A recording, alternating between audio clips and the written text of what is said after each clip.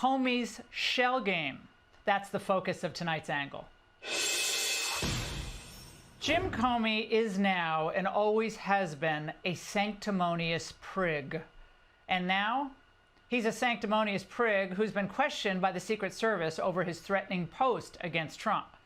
Two sources telling Fox late this afternoon that the disgraced former FBI director snuck in through a garage entrance to tell the Secret Service agents his side of the story. We're going to bring you more as we get it. But first, let's remind everyone who James Comey really is. As FBI director, long before the George Floyd riots, he was apologizing for law enforcement. He was doing the usual liberal guilt dance, fueling a racial narrative that made him kind of more tolerable as a tolerable Republican when he spoke in 2015 at Georgetown University. Something happens to people in law enforcement. Many of us develop different flavors of cynicism that we work hard to resist because they can be lazy mental shortcuts. For example, criminal suspects routinely lie about their guilt, and nearly everybody that we charge is guilty. Well, is guilty. But sometimes, look, the first instinct of the accused, Jim, is to lie. And that's precisely what he's doing now. After posting, then deleting that photo on Instagram that's widely considered to be a threat against the President of the United States, 8647.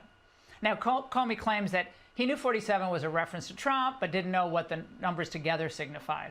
And that once the threat of violence was raised, well, he immediately deleted the post. Well, no one with a brain is buying it. Trump certainly isn't. He knew exactly what that meant. A child knows what that meant. If you're the FBI director and you don't know what that meant assassination. And it says it loud and clear.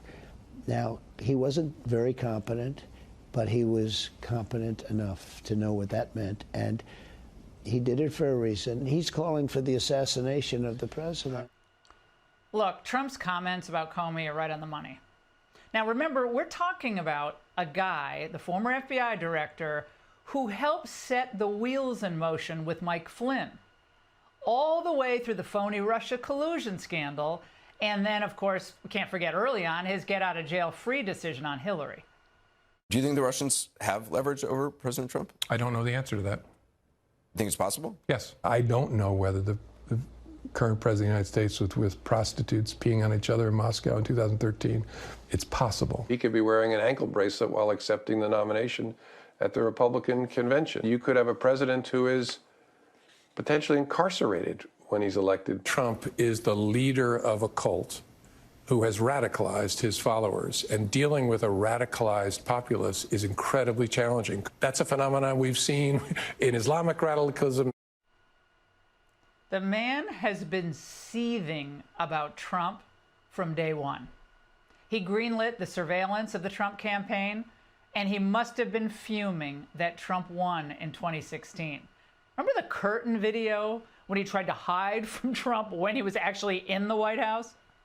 I look, and right next to me is this blue curtain, and I'm wearing a blue suit that doesn't match perfectly, but close enough. So I'm thinking, how great is that? I got a little camouflage, and so I start moving over, and I pressed myself against the blue curtain, thinking, this is my save. This will save me from having this public embrace with the president.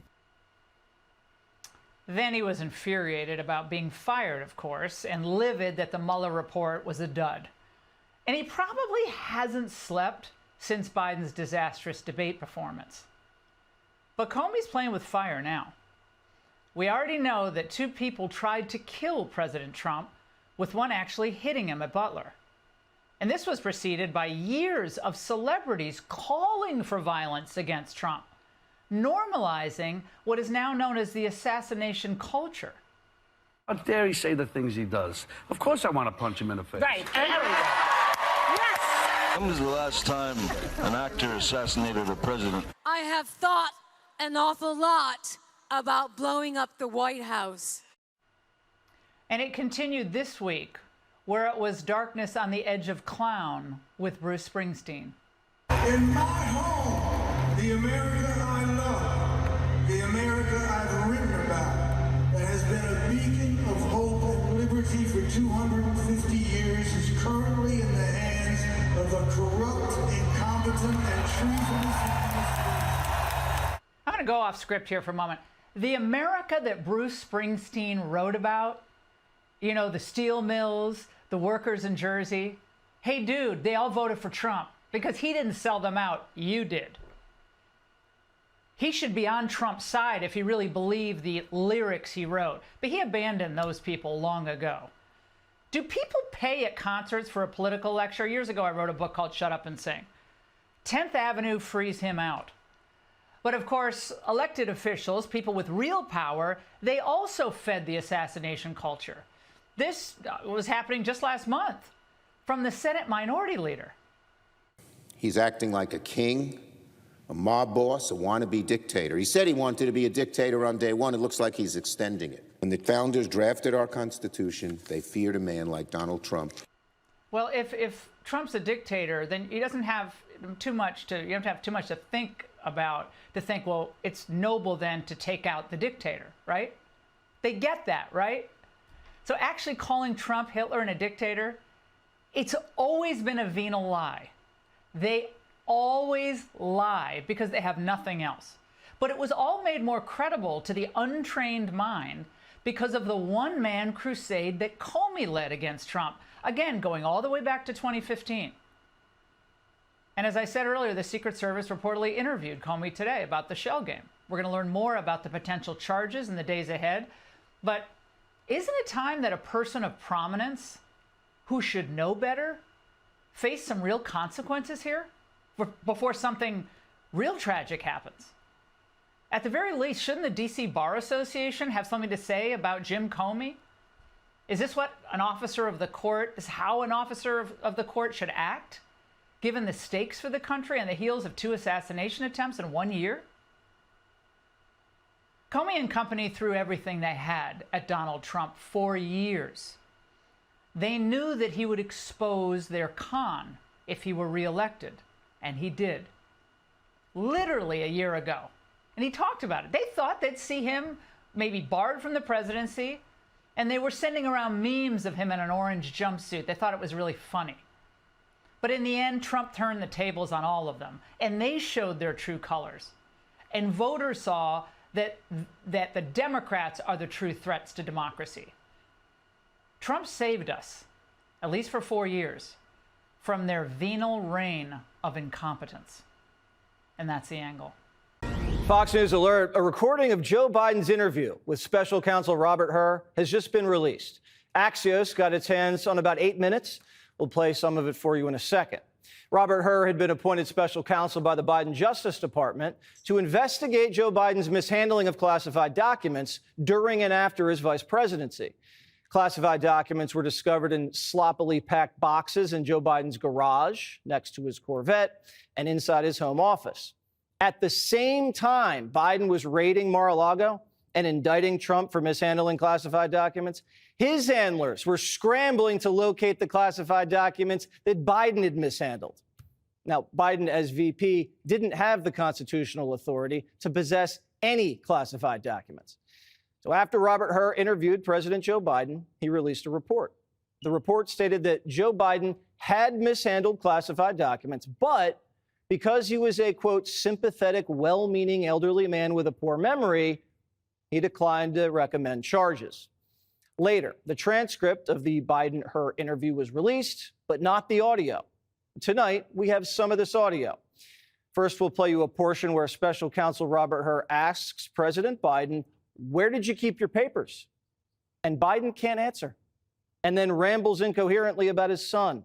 Can't remember when his son died and can't remember when Trump was elected. Watch. So during this time, we were living in Chambers Road, and there were documents related to the Penn Biden Center or the Biden or the cancer shot or your book.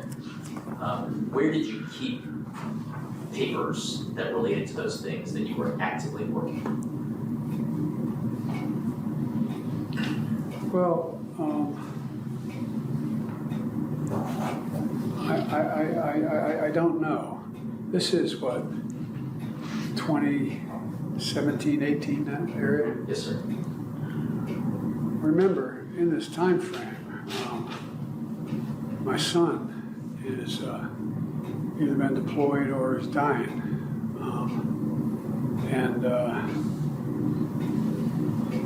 And so it was, and so I hadn't at this point, even though I'm at Penn, I hadn't walked away from the idea that I might run for office again. So if I ran again, I'd be running for president. And so what was happening though, what month did Bo die? May 30th, 2018. Was it 2015 he died? 2015. I think it's 2015. I'm not sure the months or what I think it was. Yeah. That's right, Mr. President. And what's happened in the meantime is that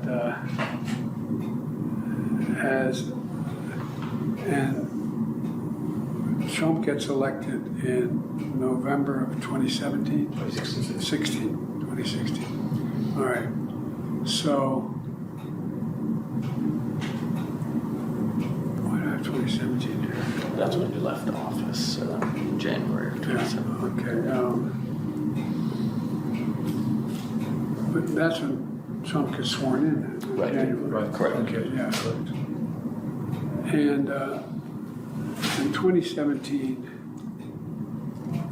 Bo had passed, and Robert Hur was absolutely right.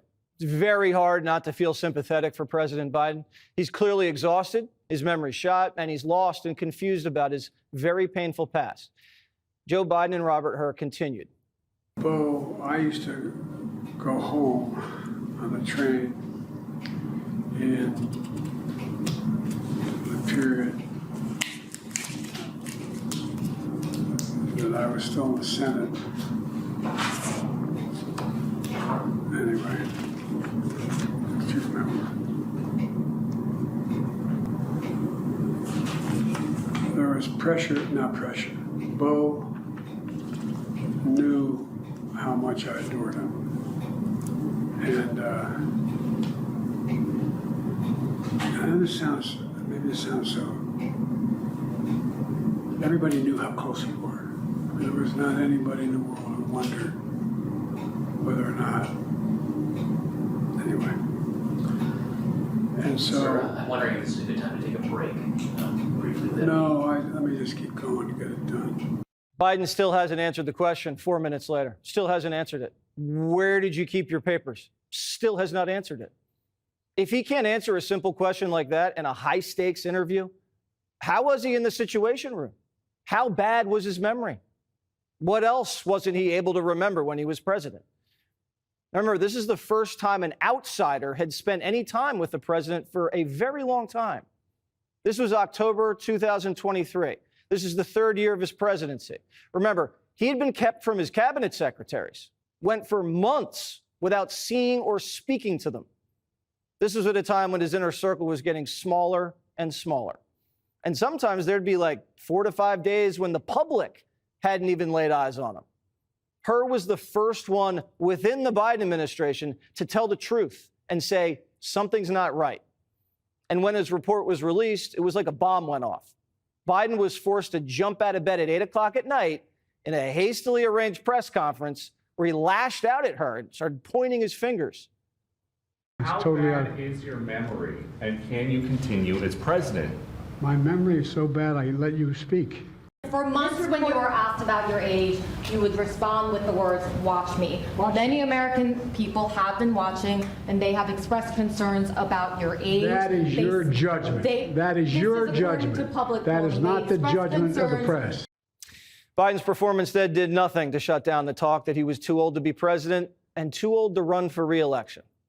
But the dam never really broke. Democrats were never able to force a primary or force him to step down. And the next bomb to go off after the Hur report, the debate. We finally beat Medicare. Thank you, President Biden. President Trump? Well, he's right. He did beat Medicare. He beat it to death. I'm going to continue to move until we get the total ban on the total initiative relative to what we're going to do with more Border Patrol and more asylum officers. President Trump? I really don't know what he said at the end of that sentence. I don't think he knows what he said either. Hey, Sean Hannity here. Hey, click here to subscribe to Fox News YouTube page and catch our hottest interviews and most compelling analysis. You will not get it anywhere else.